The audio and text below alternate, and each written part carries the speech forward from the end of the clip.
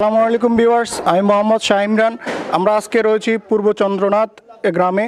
এখানে খুব সুন্দর একটি জমিদার বাড়ি রয়েছে। এই বাড়িটি নির্মাণ করা হয়েছে 1850 সালে এবং যিনি নির্মাণ করেছিলেন তার নাম হচ্ছে রামনাথ কৃষ্ণ সাহা।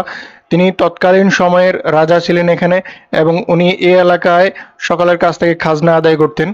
তো সেই সূত্রে আসলে ওনার কথা মতোই এখানকার সকল কার্যক্রম পরিচালিত হতো এবং ওনার 5টি ছেলে ছিল। সেই 5টি ছেলের জন্য উনি এখানে 5টি বিল্ডিং করেছেন। তো প্রতিটা বিল্ডিং এখানে দোতলার মতো নির্মাণ করেছেন।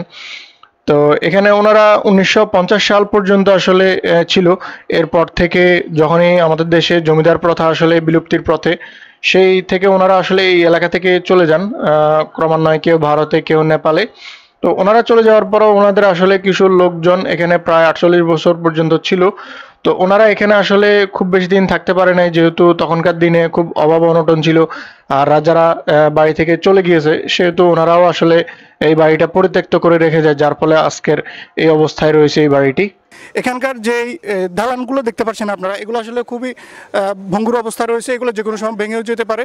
তো আপনারা এই বাড়িটি দেখলে আমি মনে করি এটাকে সংস্কার আয়তায় নিয়ে আসা উচিত, কেননা এখানে প্রচুর দর্শনার্থী আসতে পারে, মানুষজন এখানে এই পুরোনো ঐতিহ্যগুলো দেখতে পারবে।